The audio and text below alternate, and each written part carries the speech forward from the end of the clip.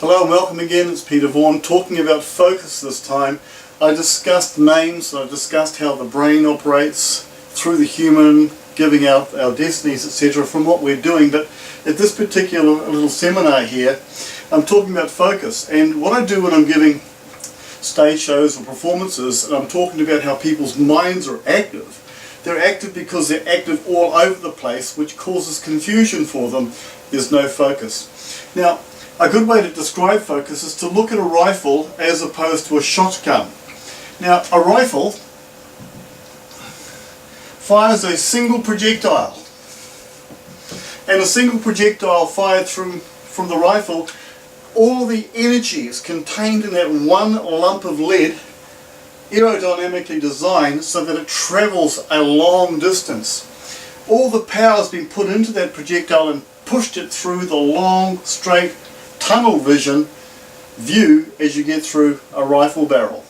Now, the difference between a shotgun and a rifle, when you pull the trigger, if anyone knows how has done this, there's a massive bang back on the shoulder of all this pressure being released as the charge explodes and pushes out the weight of the metal in the delivery through the barrel.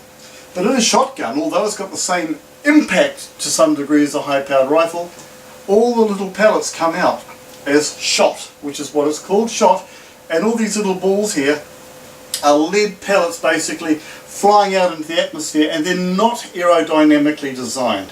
They're meeting wind resistance, they're getting curled and swirls and twisted and all sorts of things, and they rush out as if they're saying, hey, look, we're alive, we're going here, or over here, or down here. Nothing is focused.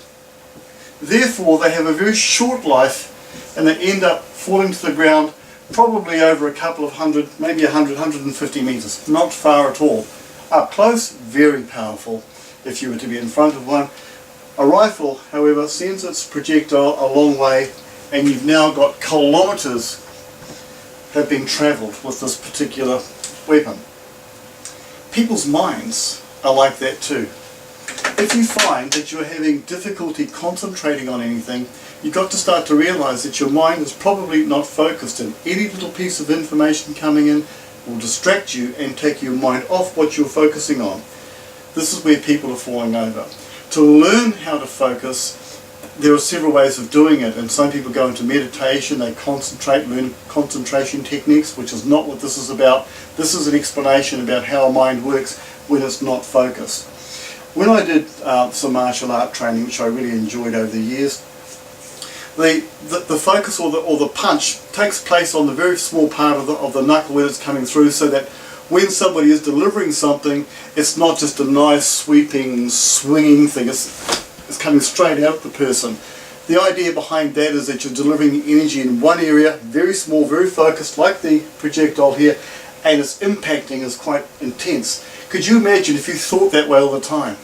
You would be so on to what you're thinking about, and your emotions would be so powerful, like the charge from here, that you actually are really pouring delivery of your energy into one area. This is how the attraction laws work better when you start to focus on what you want, rather than thinking about so many different things at the same time and scattering your energy and losing its power. I'm going to just go and do something here, a little bit on something called the carrot of want, and we'll find this interesting. So just hang fire while I just change the board.